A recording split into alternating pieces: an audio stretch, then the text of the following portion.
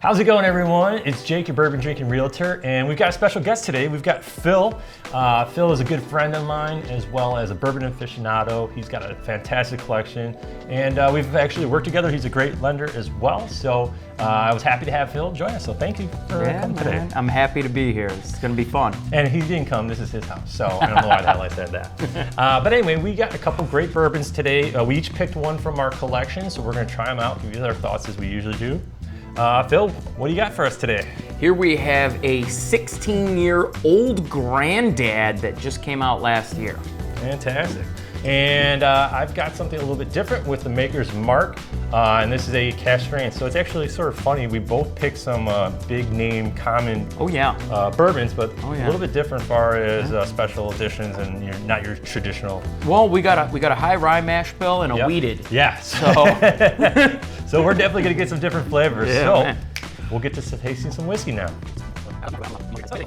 All right, so we're starting off with the Old Granddad. It's the lighter of the two. This one's 100 proof, right, Phil? Yep, 100 proof. It's got a high rye mash bill. I don't know the exact mash bill offhand, but I know it's a good percentage of there. Obviously, being mostly corn, but let's give this a sniff, huh? Nose is it's nice. It's a little lighter. Yeah. Right? I would agree. Oh yeah. Would you agree with that? It's 100 proof, so we're not expecting anything to knock our socks off, but I get a little citrus on there, like an orange peel or lemon peel or something like that. I'm getting like cream on there, some like buttery notes almost, a little sweetness to it for sure. Like, I don't know why it's weird saying sweet as a nose feel. No. You get it for sure. So. It comes in sweet and then finishes like zesty. Yeah. I like that a lot. That's pretty good. I feel like you could just keep drinking that. That is delightful. For sure, for sure. I'm getting like a creme brulee, a nice sweet. It's definitely sweet, a lot sweeter than I would think for like a high rye build. Yeah. But it's nice and smooth at age. You can definitely feel the age, right? It mellows it out. It's got a nice transition. For me, it comes in sweet. I get like that vanilla bean, that creme brulee, like you said, and then it finishes with like herbal tones, like star anise. I'm getting like some rosemary in there, and then on the finish, I get a lot of that tannic qualities, very oaky, kind of almost a little drying, but not overly drying. Yeah, I get, for me personally, I get more of like a vanilla, which I know is common with like that oak barrel flavor, but it's cool to see that difference, you know, between it. We agree with a lot of stuff, but occasionally, you know, you get some different flavors, so yeah. Well, I'm interested to see what you think after your deviated septum surgery. I know, I have surgery coming up in a couple of days. By the time you see this, I might have it done already. So I'm gonna have another video on that coming out soon too, so. Awesome. That is good. So we're gonna compare now. We'll finish these up and then we're gonna check out the Maker's Mark. All right, so next now we're taking a look at the Maker's Mark cask strength here. So let's give it a little sniff.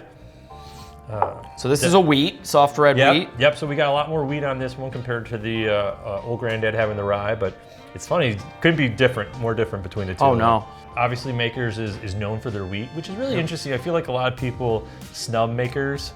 Yeah, a little bit. There's some good ones out there. You know what the biggest thing Maker's wasn't doing that the rest of the business or the industry is doing is higher age things, and they recently just came out with their cellar age stuff.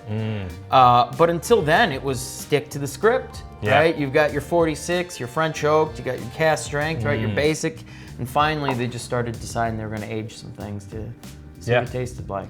Well, another cool thing I think about Maker's, I don't know a lot of you know this, but this is probably about 10 years ago, there was talks that Maker's was actually going to lower their proof because they were in high demand.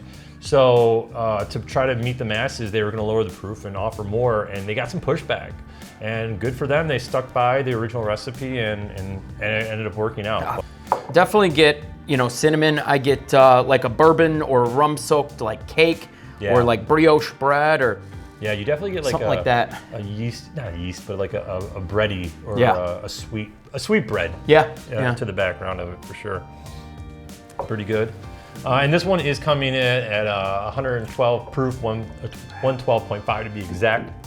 All right, on first taste, it definitely coats the mouth longer than the Old Granddad. Not surprised by that, it's higher in proof, but I'm definitely getting like a cocoa flavor, like cocoa meets oak. Right? Like the woods meets like very bitter dark chocolate. Yeah. I see that. I definitely get some baking spice too with it coming off that nose. It's a little cinnamony, right? You definitely get that.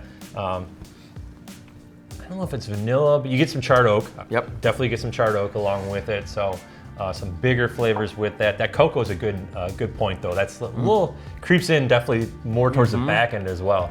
On the finish, to start, it kind of goes from cinnamon into more of like a muted, again, like cocoa flavor for me. It's a really, really nice finish. Just kind of hangs out there on your palate. For sure. One other thing too, this one being a cask strength, like the mouthfeel is, I almost equate it to like Altoid. Like it's got like that spicy mintiness, not the flavor necessarily, but you know, that feel of like that dry puckery. And I think that's a little bit from that charred oak, a little bit from that spice, everything just coming together. So it's pretty good bourbon. Like I said, you know, it's a higher proof. So fantastic bottle. Great selection, very different. The Old Granddad's obviously got some age on them, but two very different whiskeys. So if you're in Benny's, definitely check this out. Occasionally you can find the Old Granddad. I know those are limited supply. I actually found that at Benny's. Yeah, so there you go. Thanks for watching. We are gonna do another video if you are interested in some real estate mortgage talk. We'll link that down below. But I wanna say thank you, Phil, for having me. Definitely thank you for sharing the bourbon with me and everyone else. So cheers. Thanks for having me. All right, see you later. Bye. Give it a little snip. Oh, don't pay attention to that. So the cask strength, this is coming in at 112 proof, 12 and a half. 56.5%. It's 0.25% shit. Always, dude. Right. I watch a lot of bourbon videos on YouTube because I'm a nerd. Yeah. And hit me with the deets. Is it good or is it bad? Right.